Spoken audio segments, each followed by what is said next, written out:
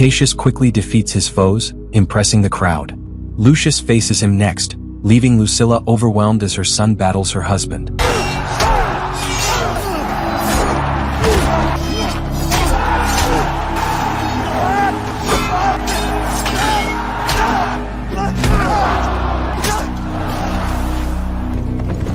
To prevent a battle, Macronos and Lucius duel.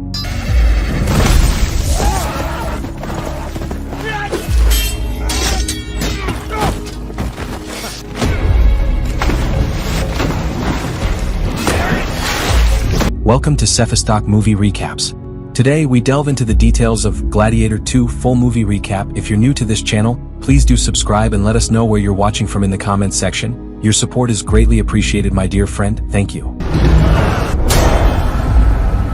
16 years have passed after Marcus Aurelius's death. His dream for Rome is lost. Twin emperors Geta and Caracalla rule with cruelty, spreading corruption and war. The city nears collapse, but a few still hold on to hope. The movie opens in a peaceful Numidian village where Hanno and his loving wife, Arichat, enjoy their life on a quiet farm. But when the danger horn sounds, Hanno senses trouble. Together, they don their war armor, preparing to defend their homeland from the approaching threat. Indeed, the threat is real. Roman army ships appear on the horizon. Defeat the Romans! In Numidia, Commander Jugurtha rallies his forces, vowing to defeat the Romans. He reminds Hanno of a missed offering, but Hanno declares the Romans will be his sacrifice instead. Before the battle, Hanno shares a tender moment with his wife. There you are. Exchanging rings and pledging eternal love before parting for war. Roman ships, led by General Acacius, approach Numidia city. The wind is too strong. As strong winds whip across the sea, Acacius orders his troops to furl the sails and strike the water with paddles, moving swiftly toward the shore. Meanwhile, Hanno rallies his warriors, urging them to stand strong against Roman oppression. Numidia, the last free city in Africa Nova, must remain unbroken. Hanno inspires them, declaring that death is not their destiny and unity is their greatest strength. The battle begins as both sides launch explosive weapons from their sling shafts.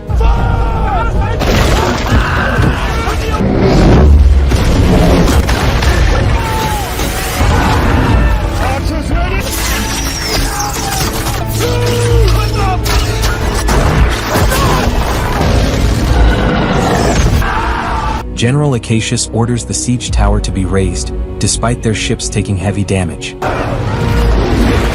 Against the odds, the Romans reach Numidia's walls. When the drawbridge jams, Acacius himself forces it open, and fierce combat ensues.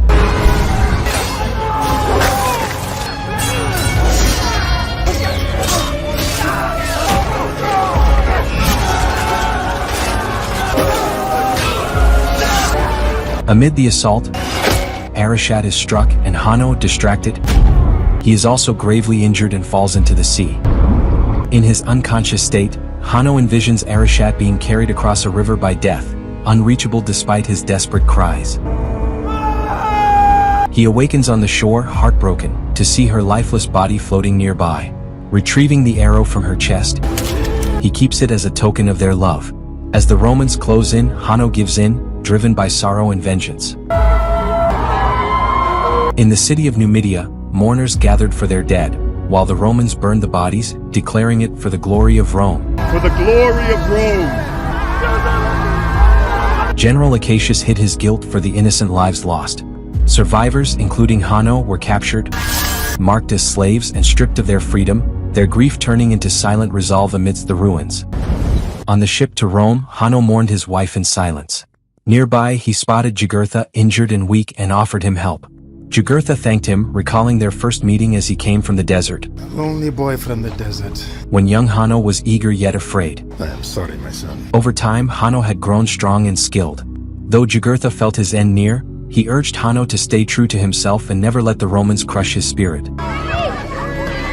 As a boy, Hanno fled into the desert, chased by Romans for reasons still unknown. Escaping to Numidia, he found safety and grew into the man he is today. Sadly, those left behind faced the Romans' wrath and perished. As the ships arrive at Ostia port, the weary slaves gazed in awe at the grand city of Rome, its towering structures and bustling streets a stark contrast to their despair. In the city, General Acacius was greeted with cheers by the Roman citizens, celebrating his conquest of Numidia.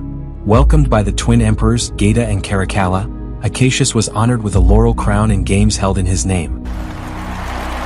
Humbly, he declined the festivities, requesting only time to rest and reunite with his wife, Lucilla. Remember the privileges we have granted her? The emperors refused and insisted on the games but reminded him of the greater conquests ahead. They can eat war! Persia and India awaited Rome's reach. On the outskirts of Antium, slaves are herded into an arena to fight feral baboons as a gruesome showcase for Roman buyers. Among the crowd, the stable master Macronos watches eagerly, waiting for the games to begin. When the slaves enter the arena, Jugurtha appears frail, and Hanno urges him to stay close. Conquered enemies of Rome! Jugurtha! The baboons, snarling and sharp-toothed, are released and chaos erupts. Jugurtha is quickly overpowered, bitten and killed. Hanno steps in, grappling with one of the beasts. In a fierce struggle, he bites the baboon and chokes it to death, earning the admiration of Macronos, who purchases him, seeing potential in his raw strength. Later that night, General Acacius visited his wife. Grateful to the gods for his survival, she embraced him warmly, and they shared a quiet moment together. Thank the gods that brought you back home safe. The next day, surviving gladiators were taken to their training grounds. From above, Macronos watched as Vigo explained the rules and rewards of gladiatorship, And gladiators into free men. including freedom for great fighters. Spotting Hanno, Vigo mockingly called him monkey eater, drawing laughter. In the dining hall, the gladiators gathered for their first meal. Hanno's friends playfully teased him with baboon sounds, and laughter filled the room as they ate. Macronos met his new gladiators and singled out Hanno. Get up. Curious about his skill against a man after defeating an ape, he paired Hanno with Vigo for a duel.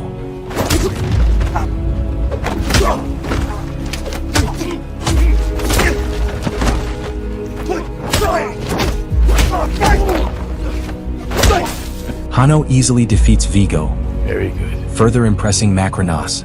Macronos admires Hanno's strength and fiery spirit, Good arms. calling it an art to choose gladiators, especially those with rage. I choose rage. Unmoved, Hanno refuses to fight willingly, though he's forced to. Whose head could I give you?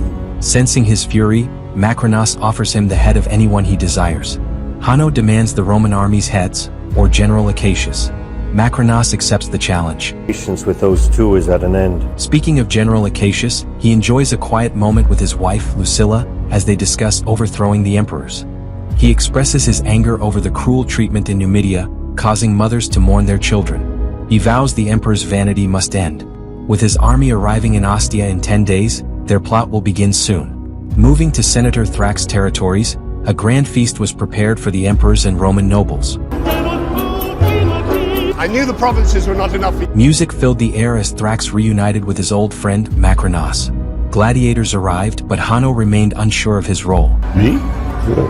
Thrax wondered if Macronos had plans to become a senator, but Macronos quickly denied it, changing the subject. Hanno nervously wondered what was coming next when Thrax announced a combat between his gladiator, the mighty Vitek, and Hanno. Of combat! What was meant to be a show turned deadly when Emperor Caracalla demanded a fight to the death. Want swords! The battle began.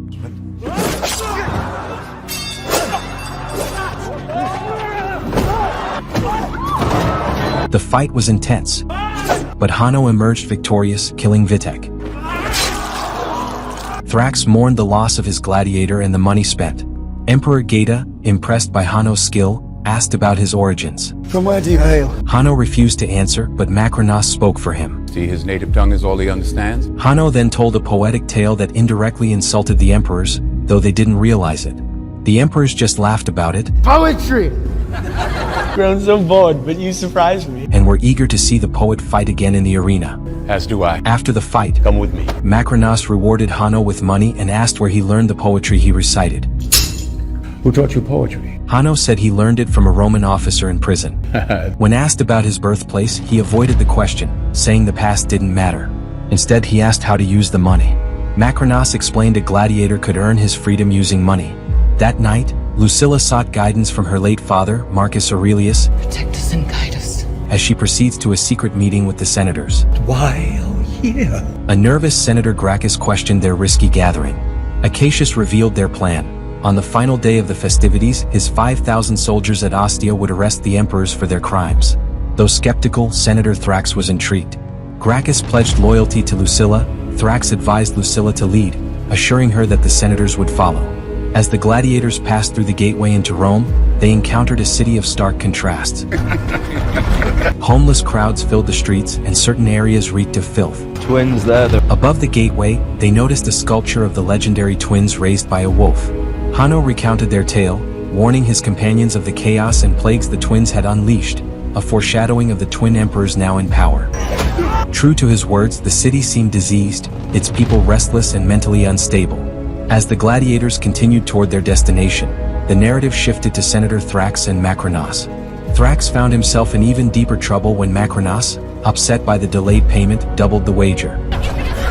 Meanwhile, Vigo moved the gladiators into the arena's preparation chambers, lining them up. Line up! Hanno noticed a wall displaying victorious gladiators' names, but one name was scratched off, catching his attention. In the Colosseum, the crowd roared in anticipation as the master of ceremonies stepped forward. Honor the victory of Rome! He introduced the twin emperors, Gaeta and Caracalla, along with the citizens of Rome, celebrating Rome's glory.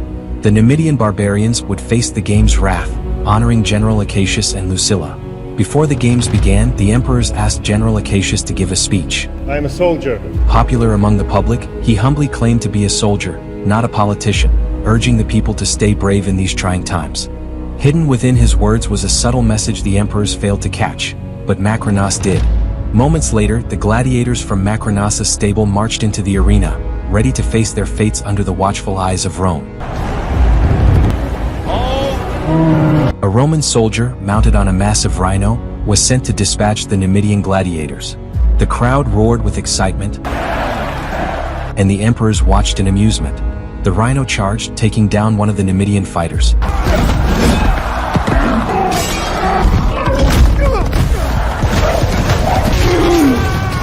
Hanno, channeling the spirit of the legendary gladiator Maximus, caught Lucilla's attention, stirring her curiosity.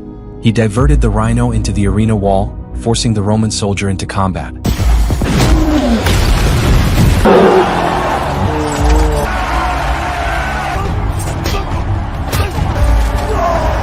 Lucilla, intrigued by Hanno's skill and presence, began to suspect he might be someone familiar.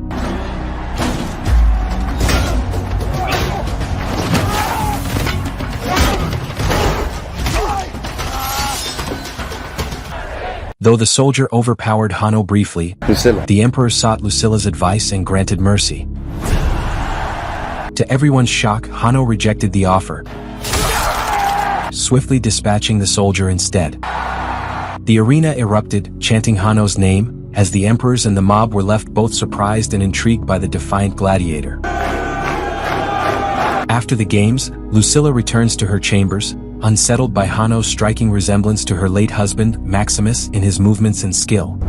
A deep realization hits her. Lucius is safe. Hanno is Lucius, her long-lost son. Years ago, she sent him away as a child after Maximus' death, You're the sole heir to the throne now. desperate to shield him from the deadly plots of those seeking to claim Rome's throne. Now he unknowingly stands before her as a gladiator. Meanwhile, Lucius meets Ravi, the doctor tending to his wounds. I'm Ravi. Ravi admits he was once a gladiator but earned his freedom and now heals others. As they talk, Macronos bursts in, Did you hear that crowd? brimming with excitement over his champion, Lucius, who continues to win and impress at every turn. After some time, Lucilla invites Macronos to her home. We've met before. He feels they've met before, recalling his time in her father's African campaign. He cryptically says the best revenge is not becoming like those who hurt you. Lucilla knows of his influence across empires, now sponsoring gladiators in Rome. Macronos